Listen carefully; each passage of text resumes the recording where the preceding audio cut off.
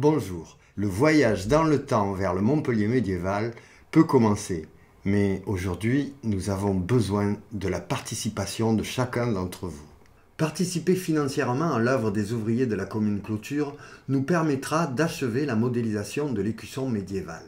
Et vous rentrerez dans la communauté des seigneurs ouvriers de la commune Clôture, vous aurez un accès privilégié à toutes nos applications et recevrez le livre numérique que nous éditons avec Jean-Louis Veissette, l'archéologue. Mais avant, laissez-moi vous expliquer comment fonctionne cette extraordinaire machine à remonter le temps.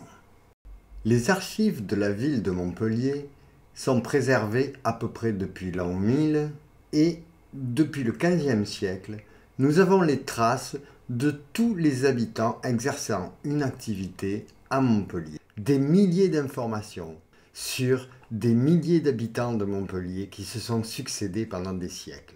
En reconnectant tout cela, on peut presque recréer la ville telle qu'elle était dans le passé. Au XIIIe siècle, de l'enceinte de la commune Clôture, jaillissait une multitude de tours qui s'étiraient vers le ciel comme pour apercevoir la mer. L'une d'entre elles, parmi les plus hautes, était celle de la famille des Carcassonne, riches commerçants drapiers, armateurs et changeurs, dont le nom figure pendant plusieurs générations dans la liste des consuls de la ville. C'est la dernière tour encore entière de la ville.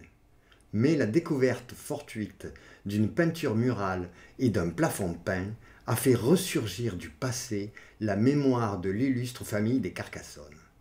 Mais ce n'est pas les personnages les plus importants qui nous en apprennent le plus. Ainsi, en 1284, des actes notariés opposant en procès les ouvriers de la commune Clôture avec un certain Pierre de Faugère, tantôt aubergiste, tantôt transporteur, tantôt commerçant, avaient eu l'autorisation de construire une petite remise contre la porte du Pilat Saint-Gély. Il y eut tellement de conflits avec les ouvriers de la commune Clôture à cause de constructions, d'obstructions d'escaliers, de rangements désordonnés de marchandises, qu'au cours des actes successifs, nous avons la description exacte de toute la porte du Pilat Saint-Gély, avec l'escalier qui montait sur les remparts, où on avait accès à la herse, dans laquelle il y avait une trappe par laquelle on surveillait les entrées. Vous voyez ici comment les déboires d'un petit commerçant peu scrupuleux de la fin du XIIIe siècle peut nous amener à faire des découvertes archéologiques et historiques fondamentales. Si ce projet vous intéresse, aidez-nous en contribuant à cette œuvre commune par le biais de notre financement participatif Hello Asso. Et si vous êtes vraiment un passionné, que le cœur vous en dit, venez partager nos recherches et nos reconstitutions historiques sous la direction scientifique de l'archéologue Jean-Louis Veissette.